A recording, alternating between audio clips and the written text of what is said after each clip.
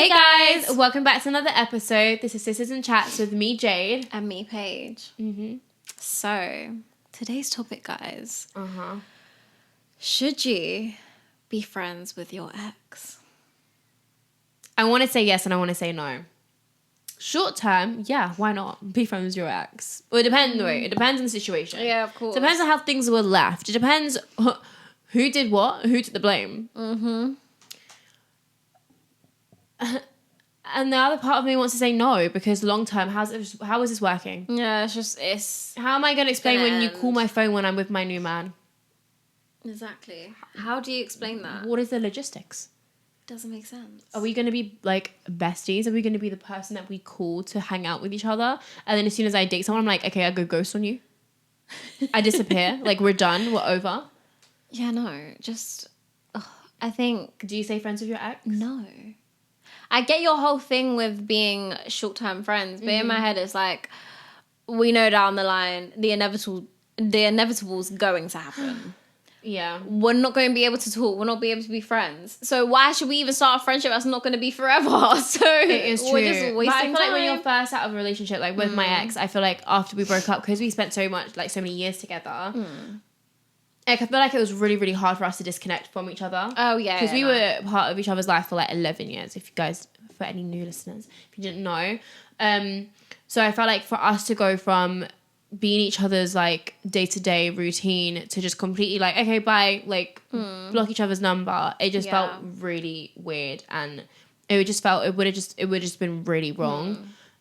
So we did stay friends after, and he would be my go-to person. Like if I needed something to get done or if I needed to go to the shops, I'd be like, hey, yeah, what are you doing today? Do you want to come with me to the shops? And like we would hang out. We would hang out with each other like outdoors and stuff. I don't... Like he would be my first person I'd call. Yeah. And we would randomly text each other just to check in how are we? And then I did have a conversation with him, like, how is this going to work? Like, when you move on, when I move on, how are we going to explain to our new person that we're friends? And if I'm honest, I think that wasn't really a friendship. I think it was comfortability. Yeah, Because you were so used to that person, like, going to do things with them and whatnot, and especially because of the duration as well. I think... It wasn't a real friendship. And then, let's be honest, I don't think at least one person in that situation still wanted something out of it. I'm not saying your situation, I'm just saying in general. In general, I think someone that's more locked into it, like hoping that there's going to be a 360. Yeah, we can overcome this friendship stage and it'll be like, oh, do you know what? No, I like this. Let's just go back to being normal. So that's why I'm like, maybe in your case that worked, but I don't think it's... I think it helped with letting go. Somewhat. It somewhat helped letting go. It didn't seem so intense. But at the same time, I knew, like, okay, right, I'm just delaying the inevitable. Like, it's going to come to an end. I didn't say that word right. But yeah, I know. I looked at you, guys, girl. if you say it quickly, no one will notice. But you started smiling. Yeah, like, I know. She realised I said it completely wrong, Yeah, but it's fine. yeah.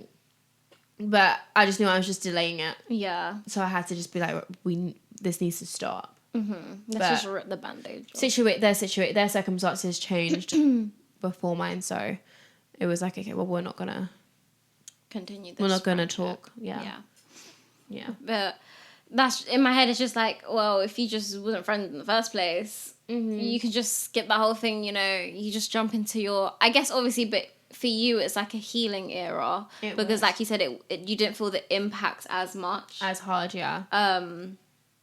But in my head, it's just like, no, guys, we don't need to do that. Unless, like, it's a thing where you date and you both kind of...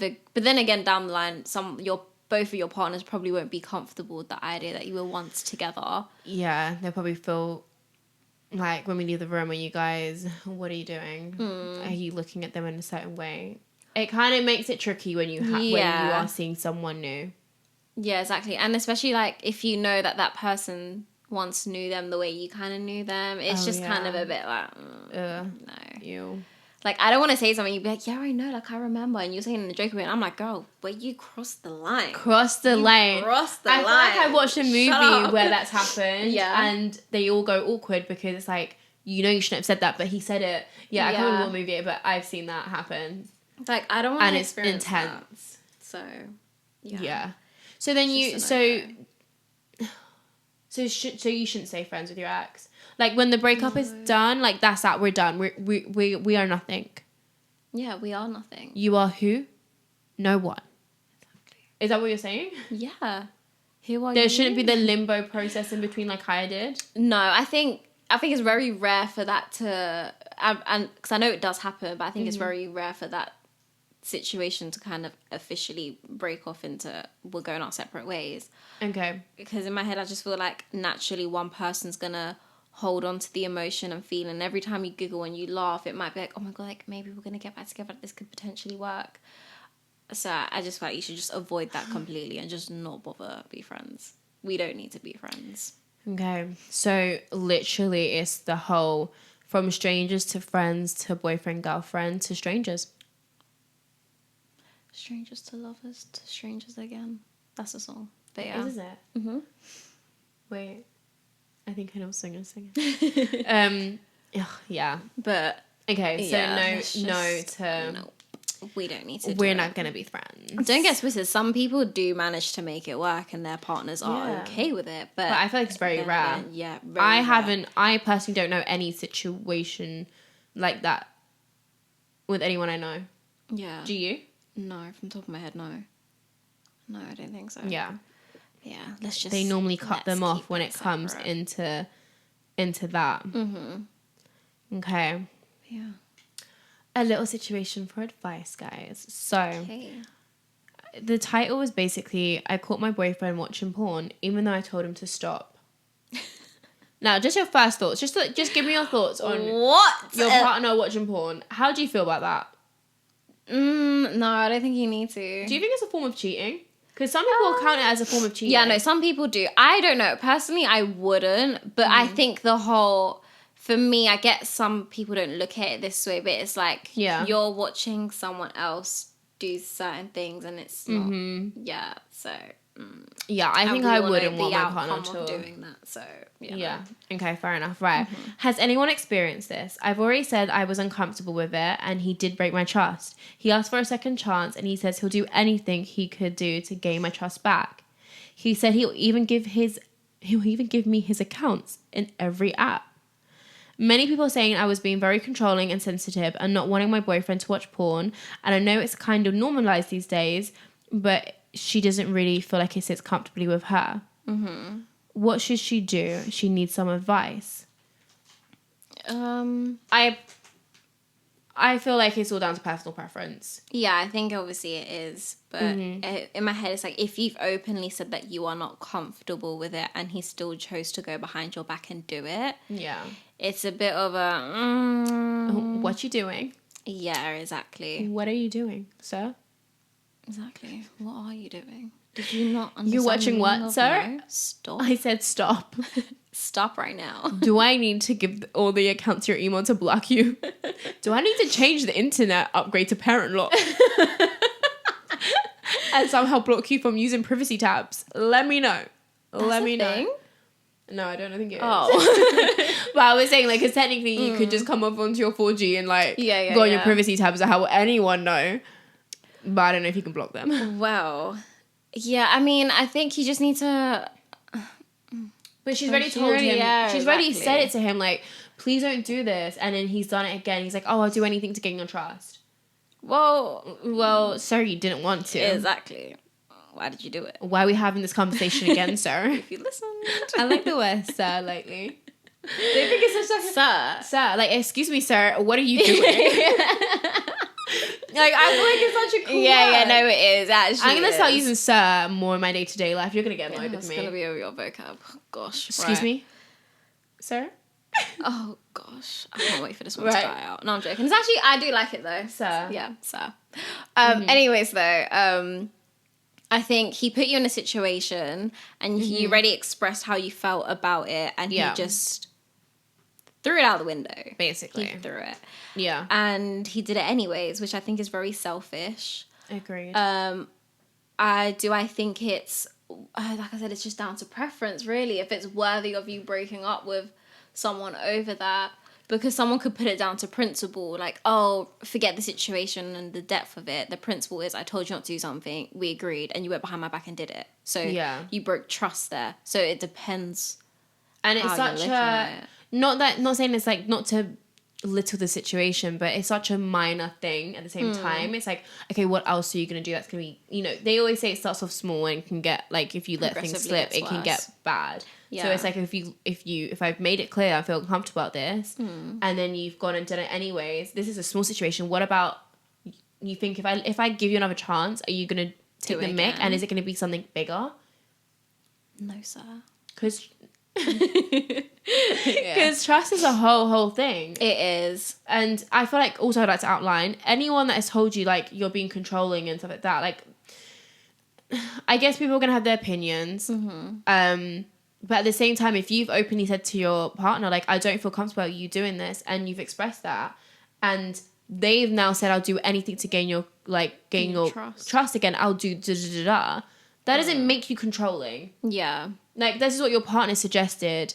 It's as but simple as not that. to, also one thing to add in though, sometimes you can become controlling if someone does put you in situations where you question where you their have trust. to monitor things. But that obviously isn't how you are as a person. It's just unfortunate that their actions have made you into this person. I know, it's like the worst. Yeah, guys, if that ever happens, nah.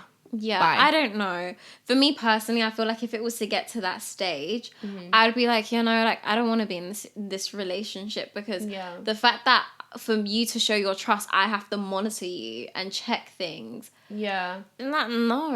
Yeah, What? especially if I've openly said to you, this makes me feel uncomfortable, and you go behind my back and do it again. That's not cool. Yeah. You basically didn't really respect, like, what I don't want you to do. And it's not a bad thing to ask your partner not to watch porn. Like, I don't think so. Yeah. And if you have an addiction, sir, please go and seek help. So, yeah. girl, it's up to you. If you want to give it another try and monitor him and see if it doesn't turn into a toxic cycle of you, you know, excessively getting monitoring, controlling over it, you can give it a try. But sometimes when it comes to, like you said, monitoring, it can get quite toxic. If you don't want it to, you know, evolve into that, then be like, bye, sir. Yeah. For goodness sake. You made your bed, you better lay in it. I think just say whatever you need to say and do what you personally feel is right. But I think if you stay in the situation but you feel like you need to have a load of control and so much reassurance, then I just don't know if that's the right thing for you to do personally. Yeah. Because the other person always likes to switch it and be like, oh, you're too much, you're too much, you're too much. Whenever, guess what? You made me too much. Exactly. So can we acknowledge how we got here in the first place? Thank you. Next. Just don't put yourself in situations which is going to force you to change for the negative. Yeah. So. I agree. But yeah. Yes. Well. Guys, what do you think as well? What do you think the right thing for her to do is? Yeah. Also, do you sit in the same boat, like, watching porn is not that bad, or your partner watching it, or you be like, nah, that's not a little bit of me? Okay. Anyways, thanks for tuning in for today's episode, guys. Please like, comment, share, and subscribe to our channel. And for our audio listeners, can you please give us a follow and leave us a review? Until next week. Bye guys.